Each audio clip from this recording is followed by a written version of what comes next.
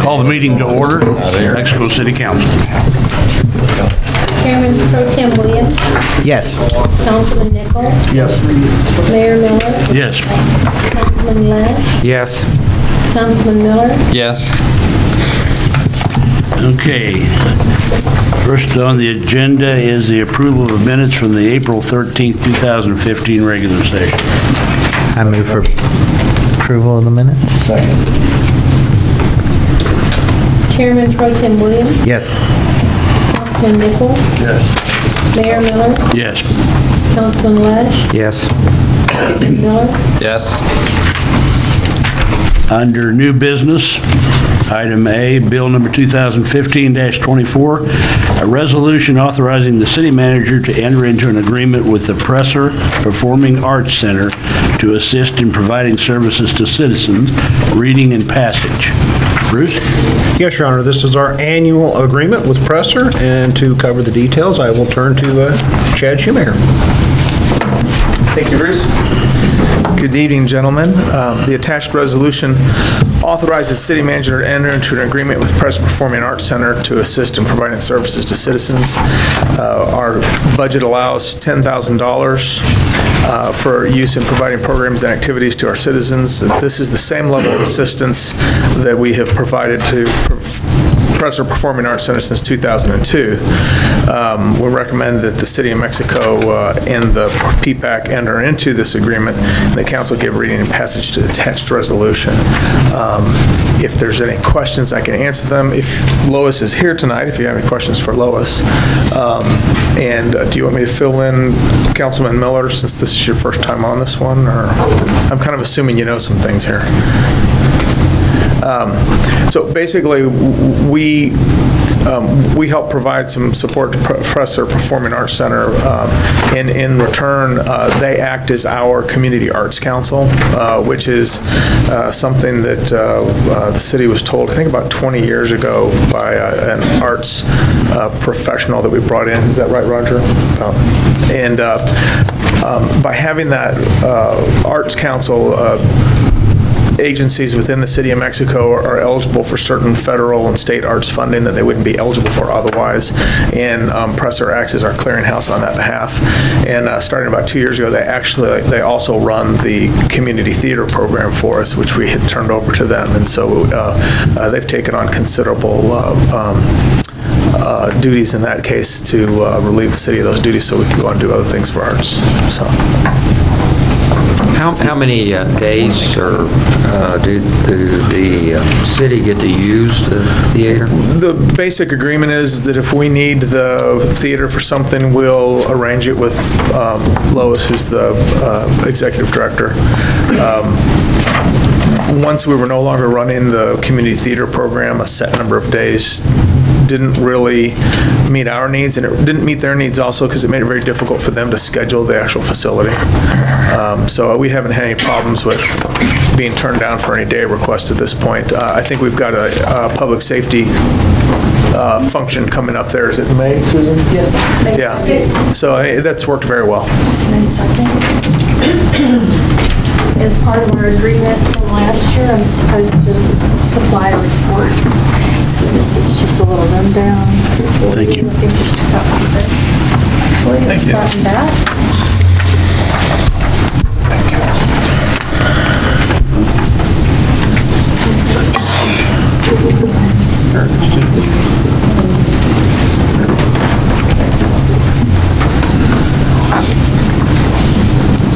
Thank you.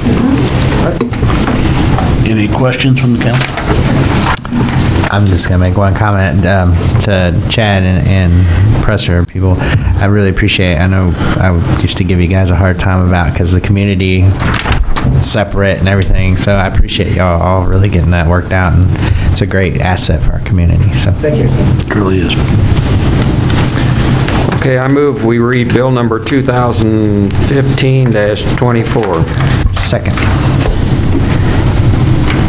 Chairman Pro Tem Williams. Yes. Councilman Nichols. Yes. Mayor Miller. Yes. Councilman Flesch. Yes. Councilman Miller. Yes.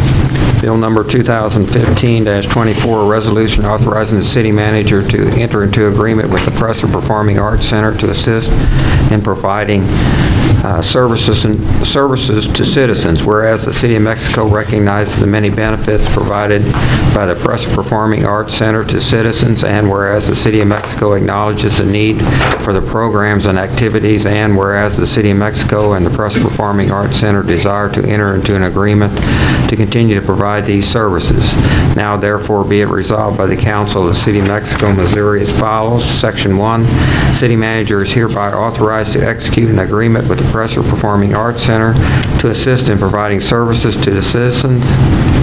Section 2, this resolution shall be in full force and effect from and after the time of its passage. Move for passage of Bill number 2015-24. Second. Chairman Pro Tem Williams. Yes. Councilman Nichols. Yes. Mayor Miller. Yes. Councilman Flesch. Yes. Councilman Miller. Yes. Okay, item B, bill number 2015-25, a resolution authorizing the city manager to execute agreements with various organizations for requested funding from the Mexico tourism tax. Reading and passage. Bruce? Yes, Your Honor, the Tourism Commission has met and is recommending funding, and to cover the details of their recommendations, we'll turn to Roger. Good evening. The Tourism Commission met on April 15th, and during their meeting, they did review 2 applications for advertising funding for upcoming events. Actually, one of those events has already taken place.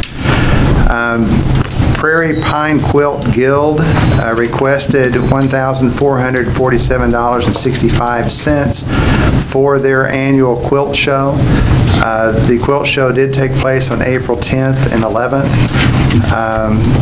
The commission did recommend an amount of $250 to support that cause.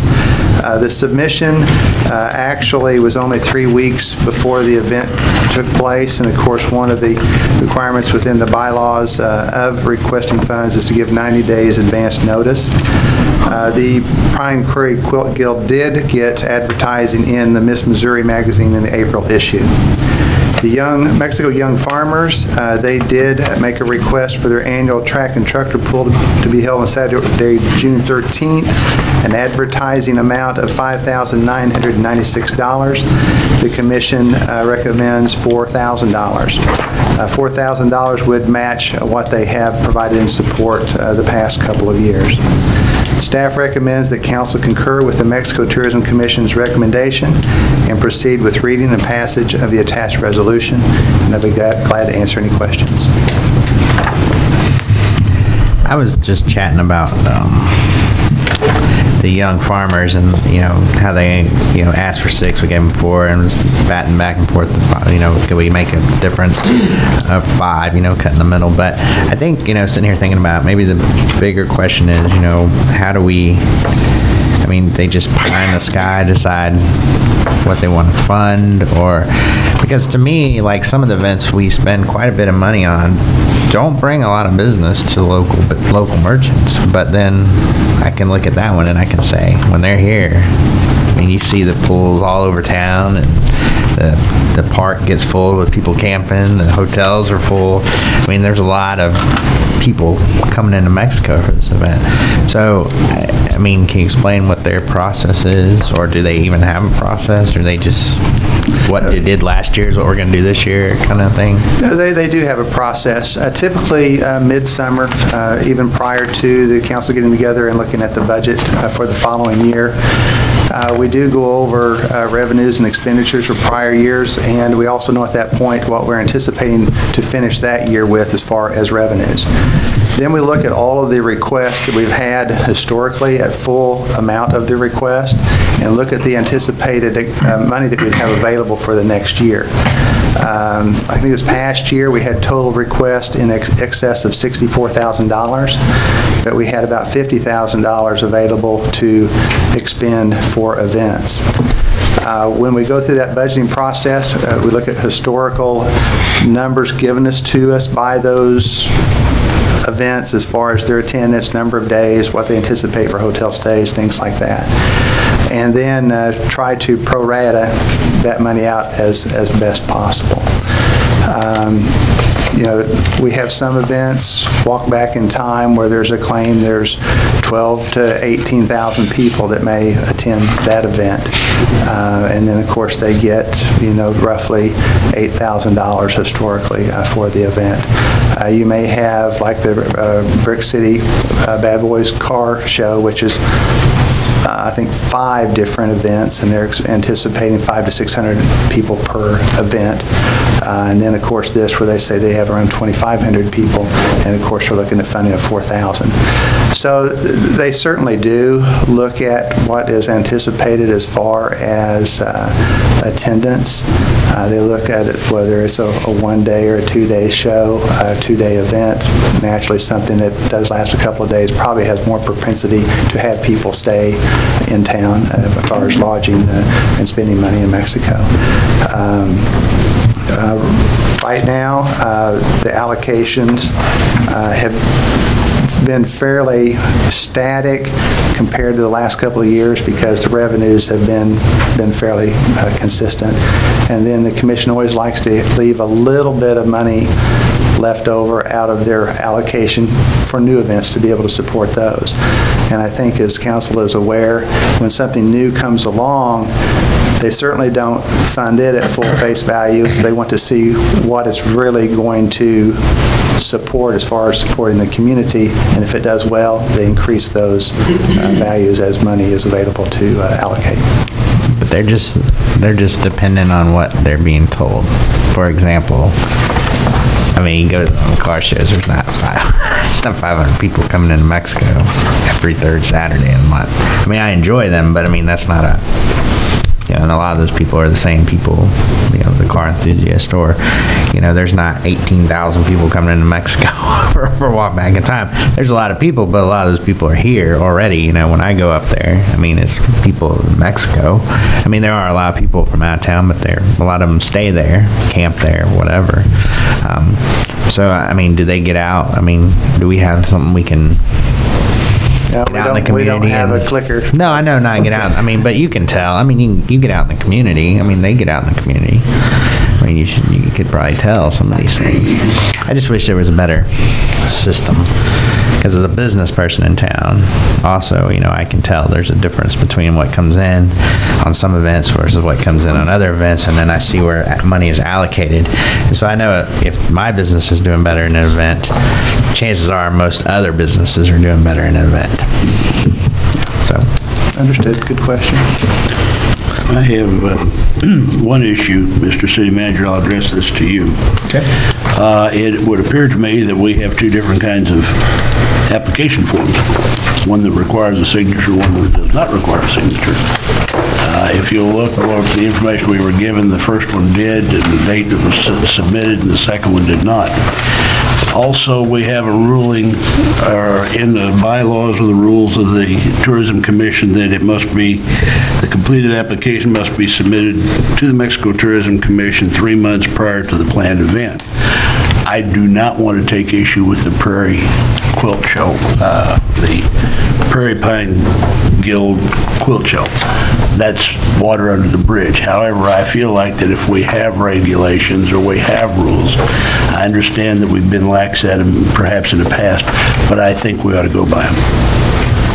Okay, the first comment is there should be the same application for all. Now, some of them do download the application and Off the website. and then they'll move it around or whatever as they fill in their looks like information. But it is the same application that they all fill. All right. So, and you are right, we have looked at, and I think that's partially why they were penalized in this case in their amount of return, but they still felt it was an event that was worthy. even though it was turned in late. So I think they did take that into consideration as far as the timing issue goes, and I think that does make a difference in this funding of this event this year. Yes, So- in the original budgeting for the year, there was $800 allocated for this particular event, the Pine Prairie Quilt Show.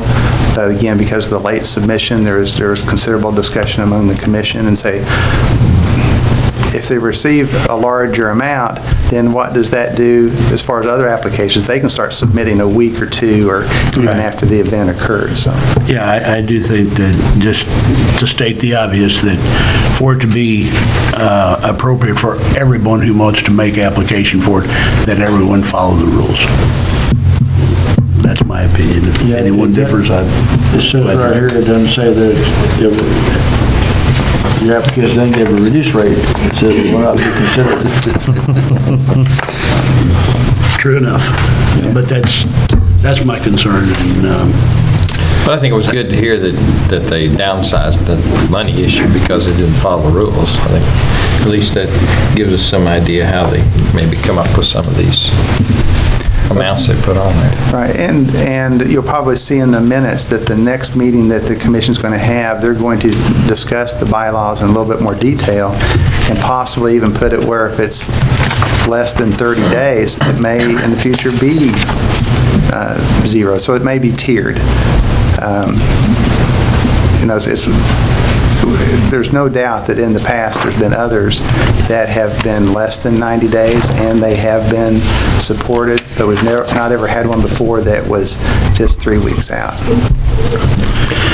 The commission members that are on here are a good cross-section of Yes, people in they the are. community. And they do take this very seriously, and they do look at all the applications. And they really take to heart a lot of things that comes forth in their duties here. So- I understand that completely, and I commend them for taking action. But I do feel like that maybe we can help them by at least stating that we would like to see that the regulations are complied. Yes, the Tourism Commission is excellent. We're lucky to have those folks. It's all volunteer, and we appreciate their time and their efforts. Do we have a motion on reading the bill? I'll make a motion that I read bill number 2015-25. Second. Chairman Pro Tem Williams, Yes. Councilman Nichols, Yes. Mayor Miller, Yes. Councilman Lesh, Yes. Councilman Miller, Yes.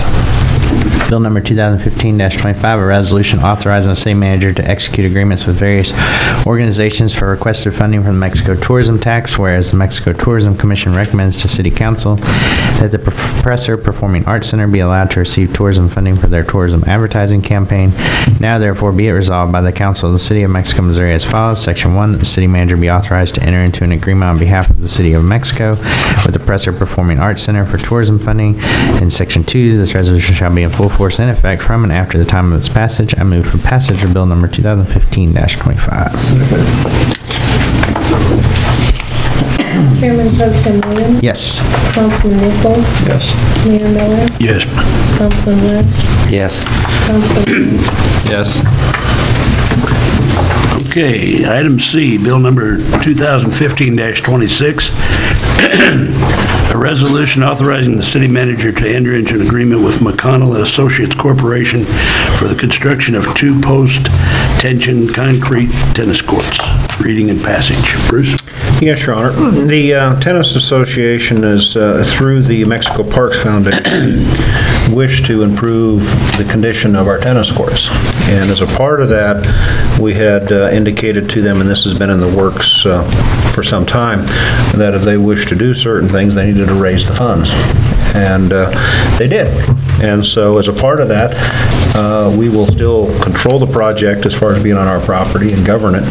So as a part of working all together in that partnership, they have come forth with funding and a recommendation about what they would like to do. And to cover the details, I'll turn to Chad Shoemaker.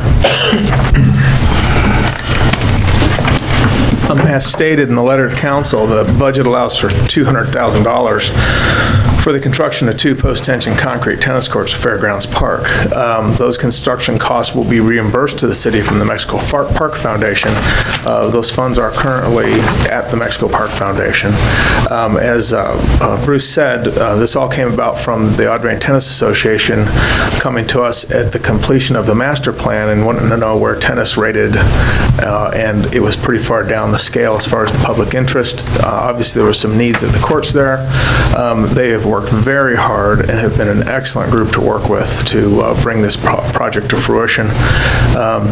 I am confident that the project that we have designed is as maintenance-free as a tennis court can be. This is a extremely durable construction project that has been designed, and soils have been checked. The engineering is on spot, I think, at this point. And so staff recommends that the council proceed with reading and passage of the resolution authorizing the city manager to enter into a contract with McConnell Associates for the construction of the 2 post-tension concrete tennis courts. Any questions? I should know this, but what is a post-tension concrete? Post-tension concrete is a technique that comes out of building parking garages originally, where you need to span large distances with a concrete pad that won't crack or break.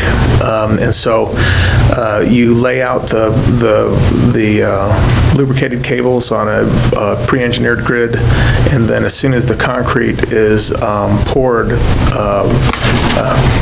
about 24 hours post, you tension those cables with special tensioning devices around the entire perimeters. And so basically what you do is you put a flexible high-tension grid inside the concrete, and then when it frost cracks or moves around, that grid that's under tension holds it together.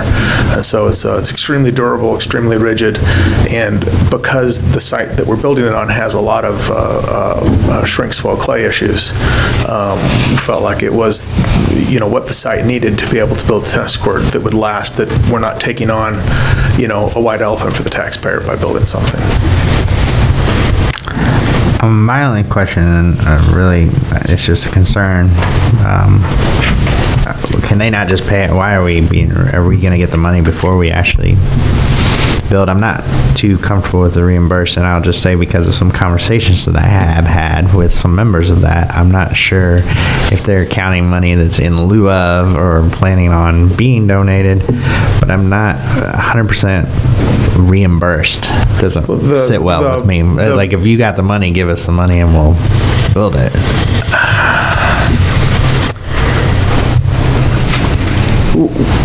One of the problems with that is we don't know exactly what the cost will be until we build it. They don't have the money anymore. The money is sitting in the Mexico Park Foundation, which is, you recall, it's a vehicle we put together specifically for being able to do these kinds of projects in the parks. This is the first one.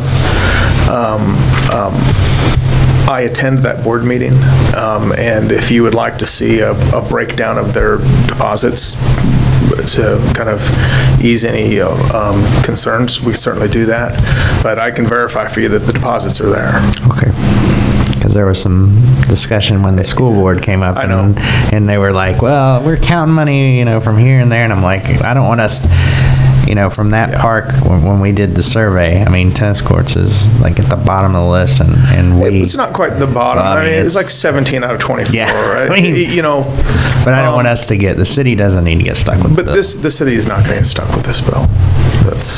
I wouldn't be here tonight if I thought there was any chance of that whatsoever. Okay.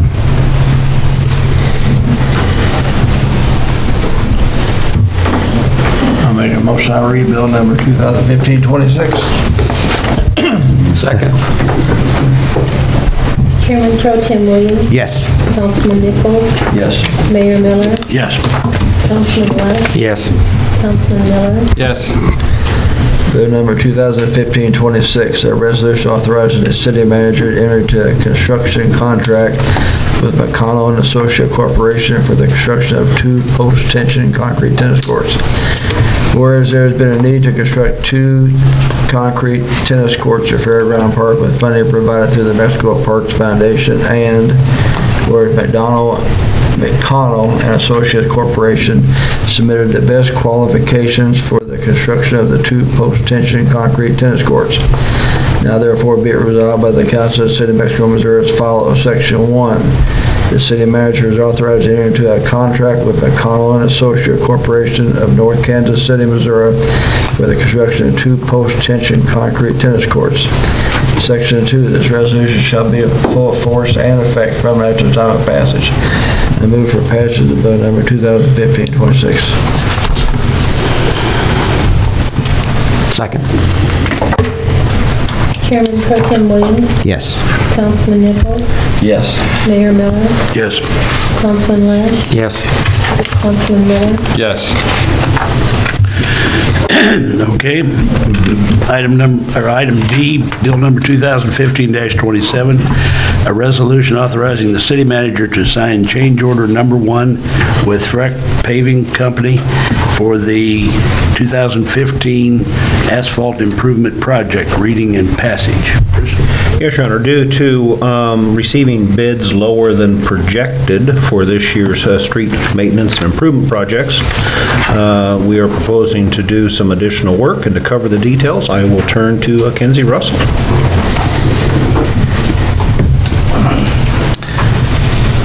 As we have noted before, we're concentrating on asphalt overlays and concrete repair this year, trying to kind of catch up with some of our structural needs on streets. And we did get multiple bidders and excellent bids for both. Our budget this year of $250,000 did leave room for some additional work to be done. And so we are proposing to do some additional asphalt work on Vine Street between Northwestern and North Jefferson, and on Pearson Street from North Wade over to Northwestern. This will add several short blocks, but these are east-west streets that rank low on our pavement rating system. And so we're proposing to add those to the asphalt work. We will also have to do some additional ADA compliance sidewalk ramps on these blocks, and so there will be a small change order to the concrete project work, but it will be less than $10,000, and so it'll be handled administratively. All told, we'll do approximately $35,000 of additional work with the concrete and the asphalt together. And we've held a little money in reserve for unexpected things that might come up on either project. So we're not bumping our budget right to the limit here, but we are anticipating that we can do some other work because of the good bids. Questions? I move for the reading of bill number 2015-27. Second. Chairman Pro Tem Williams, Yes. Councilman Nichols, Yes. Mayor Miller, Yes. Councilman Lash, Yes. Councilman Miller, Yes. I move for the passage of bill number 2015. Got to read it. Yeah, read it next. Gotta read it in its entirety. Bill number 2015-27, a resolution authorizing the city manager to sign a change order number 1 with Fretch Paving Company for the 2015 asphalt improvement project. Whereas the City of Mexico entered into a contract with Fretch Paving Company for the 2015 asphalt improvement project, and whereas change order number 1 with Fretch Brothers Paving will adjust contract quantities for 4,302 additional square feet of asphalt pavement and 383 additional yards of cold milling. Now therefore it be resolved by the Council of the City of Mexico, Missouri as follows. Section 1, the city manager is authorized to sign a change order number 1 to the 2015 asphalt improvement project contract on behalf of the City of Mexico with Fretch Paving to add $28,260.92 to the contract amount. Section 2, the resolution shall be in full force and effect from and after the time of passage. I move for passage of bill number 2015-27. Second. Chairman Pro Tem Williams, Yes. Councilman Nichols, Yes. Mayor Miller, Yes. Councilman Lesh, Yes. Councilman Miller, Yes. Okay, the next item, appointments to the Industrial Development Authority Board. Bruce? Yes, Your Honor. We have 2 openings on the board, 2 unexpired terms that will end in October of 15.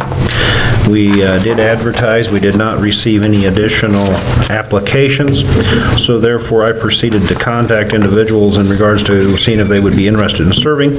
So I did contact former Councilman Dan Botts and Paul Carlson to see if they were interested. They both said yes, if they were so appointed. So I would recommend council consider the appointments to the board of Dan and Paul for the unexpired terms that would expire in October of 15. So moved. Second. Chairman Pro Tem Williams, Yes. Councilman Nichols, Yes. Mayor Miller, Yes. Councilman Lesh, Yes. Councilman Miller, Yes. Next item is claims. Pay the bills. Second. Chairman Pro Tem Williams, Yes. Councilman Nichols, Yes. Mayor Miller, Yes. Councilman Lesh, Yes. Councilman Miller, Yes. Next item is council comments. Ron? Okay, I just been on city council for 9 years now, and I don't know how many times I've heard discussion about tennis courts and tennis lighting and all that, so I'm glad to see this project move forward, and congratulations to the Audrain Tennis Association for going out and doing something about it and raising the money and getting it done. And I don't know how that survey was done, but there are people who do play tennis, and there are high schoolers who play matches there, so it's, I'm sure it will, from the way the conception looked of the pictures and the artist's rendering of it, it looked very nice, so hope it ends up that way. Thank you. One question. Can I get a pool update? How are you doing on the pool? We are on track on repairs. The contractor expects to be substantially complete Thursday. We're going to have some labeling and testing and pressurizing and things to do after that, but they might be done Wednesday, but we're waiting on a spacer part to come in. And he expects that on Wednesday morning, and the electric is going well. The lift station is essentially completed, so they've done a very nice job of getting it done. I don't think we'll have any problem opening on time at this point. Good. And I'd like to give you and your staff kudos for their Thursday event. I was out there, so very nice. Well, you saw me. Yeah. So very nice event, and glad we do that every year. That's all I got. I should know, is it tennis or golf that's we're undefeated at the high school? Golf. Okay. I was hoping it's tennis. And I was sure hoping that Councilman Miller pulled off the deal about reading the title and that'd be it, but you didn't make it. Chief, do we have the panhandling ordinance or law or anything in Mexico? Or what? Panhandling? But loitering ordinances are unconstitutional. Okay. Been struck down by the United States. Talking about begging for money. Begging for money, yeah. So that's all, it's okay. That's all the question I had. There was recently something in Colombia about that, where people had to stand back a certain distance, as I recall. Do you recall anything about that? Is there a distance? Columbia's problem is on the interstate, the exits on the interstate. Right. And that right-of-way is controlled by the state. Okay? Now, you could have, if you wanted to, an ordinance for safety purposes that you could enforce certain intersections and corners, right away, that kind of thing. But 20 years ago, the Supreme Court struck down what we used to know as loitering ordinances. So, that's why people can sleep in the parks. Yeah. I think that it did have to do with MoDOT right away. Yeah. Well, see, that's one of the things I was referring to. Have you ever been there on I-70 at 63 at shift change? Yeah. When the day shift crew, the beggar gets off duty and the second shift crew comes on? Yeah, we witnessed that several times. We came back to town, we had one out here by Walmart, and I didn't know if we were going to get started on the same as that or not. On 54 to bypass. I haven't had any reports or complaints. I just made one. Okay. Yeah. I'd just like to say that thanks to the police department and whoever else in Mexico was involved in the Rodney Griffith funeral service Friday. I went to school with him, and that's kind of was a big deal for a lot of us that were in the Vietnam era. And whatever participation the city had in that parade or group going through town, appreciate us being involved. Thank you, Bruce. Yes, remind everyone that this Saturday, May 2nd, is Clean It Up, Green It Up.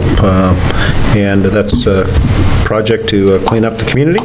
And those still need volunteers, and report to Hardin Park 9 a.m. and get your assignments. Okay. Well, I too want to commend the Public Safety Department and the City of Mexico and the City of Centralia for putting on the welcome for Sergeant Griffith's being laid to rest. I thought it was excellent. I thought it was a great thing, and I think that I was a little surprised and disappointed that some of the national news media didn't pick it up. Seems like they pick up dogs biting people and everything else, but it wasn't picked up. But Jim, you did a great job in your commentary. I thought it was excellent. I think we showed the spirit and the concern and the love that this community has always shown. It's in Trey as well. Kenzie, what about Morris Street? Any news on that? No news at this point. Everything should be to MoDOT at this point, and so we're still waiting for them on that, as well as our SDP programming number for curbs and gutters. The east side and doing some work down on Lakeview. We're still waiting to hear back. Bruce, anything there? Anything further? Nope. Okay. That'll take care of council comments. Any comments from members of the public? We ask you to come up to the podium, state your name and address, and please try to limit your comments to 3 minutes. I'm Rebecca Fiedler from 1617 Meadow Lane. First of all, I just have a question to satisfy my own curiosity on bill number 2015-25. There's a discussion about the Quilt Guild and the Mexico Young Farmers, but then the bill itself says Presser Performing Arts Center and didn't say anything about the Young Farmers or the Quilt Guild, so I was just curious about that. That was an error. That was an error, and they received the corrected copies. Okay, good. All right, I was just curious. I figured that was probably the case. If you would like this copy, you're sure welcome to it. Okay, thank you. Secondly, I was interested to hear Mr. Leonardi's explanation on the loitering laws being unconstitutional, because I've recently heard that I guess there was a gentleman that had been sleeping in Hardin Park, and I've heard through the grapevine and then also from one member of Public Safety himself that they took him out of Hardin Park and shipped him off to Kingdom City. So I don't know if there's any merit to that. I just wanted you to be aware that that's what I've heard. That's what one member of Public Safety has told me. So I just wanted you to be aware that is going around and if it needs to be addressed. And that's all I've got. Thank you. Thank you. Any other public comments?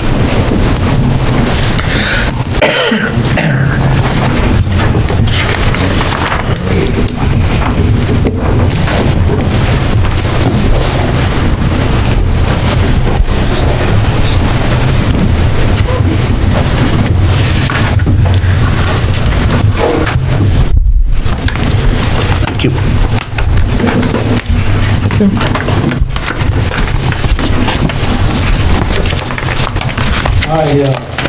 Ralph Nadell, 228 Teal Lake Road. I thought the discussion on housing was quite interesting. It's a subject that's broached every so often, but not a lot seems to come to fruition or get done. At least that's my observation.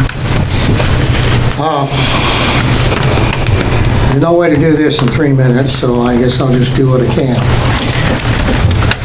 When we talk about housing, I like to compare it to a gallon can of worms sitting down here. And every worm represents a little bit different aspect in terms of housing. What you have in front of you is from the City of Mexico codes. It's annotated as to where the law is at. I assume it's correct. Mr. Leonardi certainly can comment on whether it's not or is or not. And it only addresses one worm in this gallon can. And that is for now the last 3 or 4 years, the very few, you can count them on 2 hands, a minority, of housing issues that have to do with accumulated debris and refuse and so forth and so on. Now, at least in most people's minds, not in everybody's. I'm sure the owners would disagree. There are several comments that are always made when one talks about this to people in the community. One is that they are sent to the city court. And the city court has its certain limitations. The other thing that's always mentioned is, well, they fine people, but they never pay the fine anyway.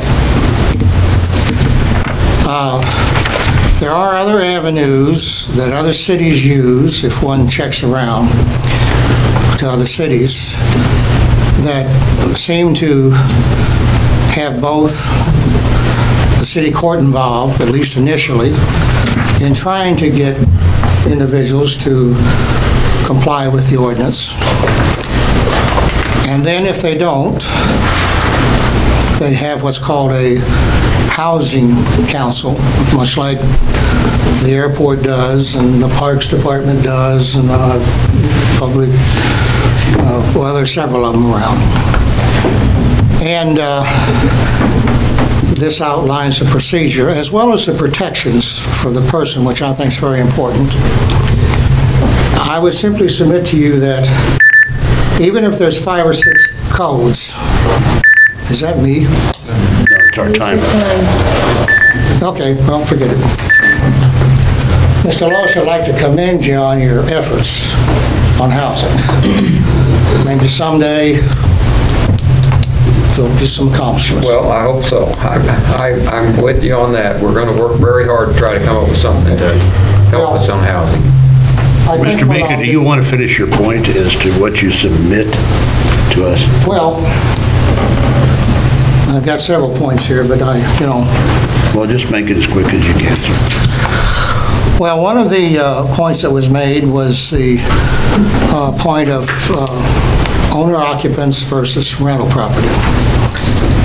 And I think Mr. Redmond mentioned that the 2 properties that there were most issues with, that he was having, was with owner-occupied property. Yeah. The same is true with what I'm talking about. I believe that the property on Orange Street is owner-occupied. The property on Liberty Street, which has been through courts now for at least 3 years, is owner-occupied. The property that was down here on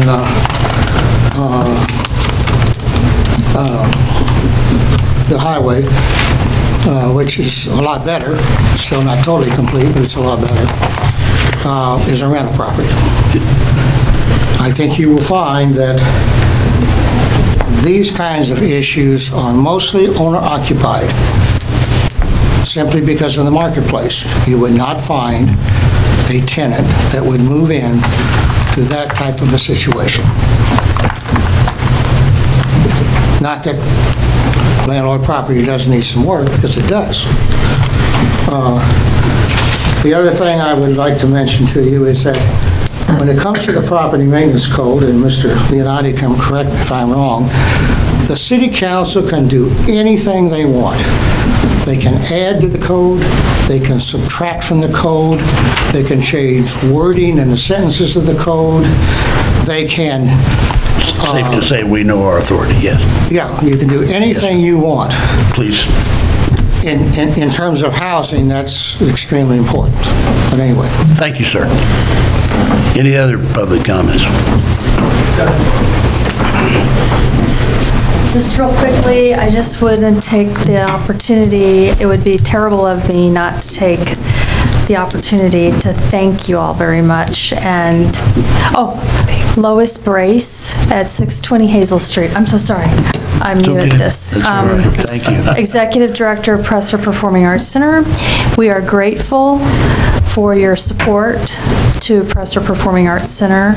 We are making a difference in our community in the arts. The arts is making a difference in the communities that surround us and in the community of Mexico. I think you'll see the difference in our children and in the community of our aging and in the community of our teens. We are keeping teens off the streets through the arts. So thank you. You are making a difference by investing in your own kind, Mexicoans. So thank you. Thank you.